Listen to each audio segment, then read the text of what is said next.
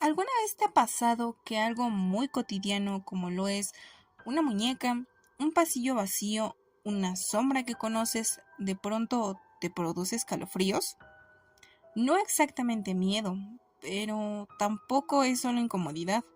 Es una sensación extraña, perturbadora, por decirlo de alguna manera, como si algo familiar se hubiera vuelto desconocido. Pues justamente a esto Sigmund Freud lo llamó lo siniestro.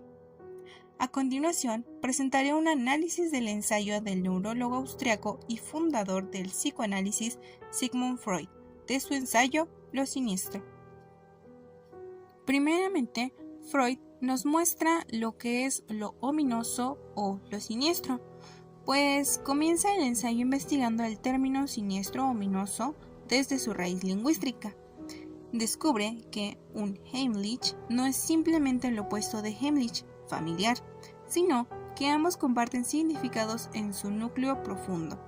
Esta ambigüedad léxica es un reflejo de cómo el inconsciente trabaja. Lo reprimido se oculta en lo familiar y vuelve disfrazado. Manifiesta además su método psicoanalítico, ir más allá del significado superficial para descubrir lo latente o reprimido. Para decirlo de alguna manera más sintetizado, lo siniestro es aquello que siendo familiar se ha vuelto extraño por haber sido reprimido y luego retornado. No es simplemente lo espeluznante o aterrador, sino algo íntimamente conocido que causa angustia al reaparecer bajo una forma perturbadora. Ahora bien, el retorno de lo reprimido. Una de las tesis centrales del ensayo es que lo ominoso se produce cuando algo reprimido, infantil, prohibido o irracional, regresa disfrazado en la experiencia consciente causando angustia. Freud afirma que muchas sensaciones ominosas provienen de antiguas creencias supersticiosas o deseos infantiles que el yo racional ha reprimido. Cuando estos surgen, se experimenta como siniestras porque ya no encajan en la visión adulta y racional del mundo. Aquí se manifiesta su teoría del inconsciente y de la represión, piedra angular del psicoanálisis. Ejemplos literarios. Cuando la ficción revive lo reprimido. Freud recurre en su ensayo a ejemplos literarios para ilustrar lo ominoso, siendo el más importante en análisis del cuento El hombre de arena del escritor Hoffman. En el cuento, el protagonista teme al hombre de arena, figura que, según el mito, viene a quitarle los ojos a los niños que no duermen. El personaje también confunde la realidad con la fantasía, proyectando así sus deseos inconscientes en el mundo exterior. Freud nos muestra que la literatura es un espacio donde lo reprimido puede ser escenificado sin restricciones y que por eso provoca sensaciones ominosas con tanta fuerza. El doble como figura siniestra del yo escindido. Freud retoma la figura del doble en la literatura y en la psicología. Al principio de la vida psíquica, el doble es una forma de autoprotección y deseo de la inmortalidad. Pero en la adultez, cuando el yo ha sido dividido por la represión, el doble se vuelve un reflejo temible, que muestra lo que el sujeto quiere negar de sí mismo. Algunos ejemplos del doble en lo ominoso son reflejos en el espejo, sombras y sentimientos de haber vivido algo antes, los déjà vu. Esto ilustra la teoría freudiana del yo dividido, una parte consciente, racional y otra inconsciente que opera en secreto y puede irrumpir de forma inquietante. Repetición involuntaria o compulsión de repetición.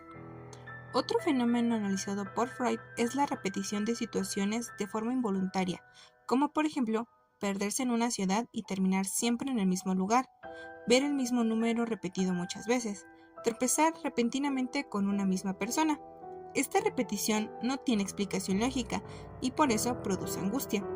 Freud lo vincula con su idea de la compulsión de repetición que él desarrolla en su obra, Más allá del principio del placer, de 1920. Esta compulsión es una tendencia del inconsciente a recrear situaciones dolorosas o traumáticas, como intento fallido de dominarlas. En el contexto de lo ominoso, la repetición saca a la luz lo reprimido bajo un disfraz casual. Lo ominoso como prueba del inconsciente. Finalmente, Freud usa lo ominoso como confirmación empírica de su teoría del inconsciente. Las experiencias siniestras no pueden explicarse desde la lógica racional o desde la psicología conductista. Solo se comprenden si se admite que existe una parte oculta del psiquismo humano, donde habitan recuerdos reprimidos, traumas y deseos prohibidos. Así, el ensayo no solo describe un fenómeno estético, sino que sirve como evidencia clínica y teórica de cómo opera el aparato psíquico según el modelo freudiano. Para concluir con la primera parte del análisis de lo siniestro en el ensayo de Freud, podemos decir que es un texto fundamental para entender cómo el psicoanálisis conecta la vida cotidiana con lo profundo del inconsciente, mostrando que no todo lo que angustia viene directamente de afuera. A veces, lo más angustiante está dentro de nosotros. Imagina que estás completamente solo en casa. Es de noche. Todo está en silencio. Pero de pronto, se escucha un sonido, un latido. ¿Es un corazón?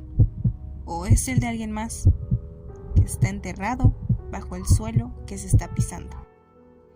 Bien, a continuación explicaré cómo Freud sacaba a relucir de los rincones más oscuros de la mente humana los miedos más profundos, pues El corazón delator de Edgar Allan Poe no es solo una historia de crimen y locura, es un viaje hacia lo que Freud llamó lo siniestro, eso que debería habernos resultado familiar, pero de pronto se vuelve profundamente perturbador. Antes de entrar en el análisis del cuento, recordemos que para Freud, lo siniestro es aquello que, siendo familiar, se ha vuelto extraño por haber sido reprimido y luego retornado. No es simplemente lo espeluznante o aterrador, sino algo íntimamente conocido que causa angustia. Algo reaparece bajo una forma perturbadora. ¿Cómo se manifiesta lo siniestro en el corazón delator? El ojo del viejo, símbolo siniestro. El protagonista dice que no odia al viejo, sino a su ojo de buitre, que lo hace temblar. El ojo representa algo familiar pero perturbador, una parte del cuerpo humano que debería transmitir contacto y cercanía, pero aquí se convierte en un objeto de horror. El ojo puede simbolizar el super-yo vigilante, la conciencia que juzga. La doble realidad entre la razón y el delirio. El protagonista repite constantemente que está cuerdo, lo cual crea una ambivalencia. ¿Está loco o lúcido?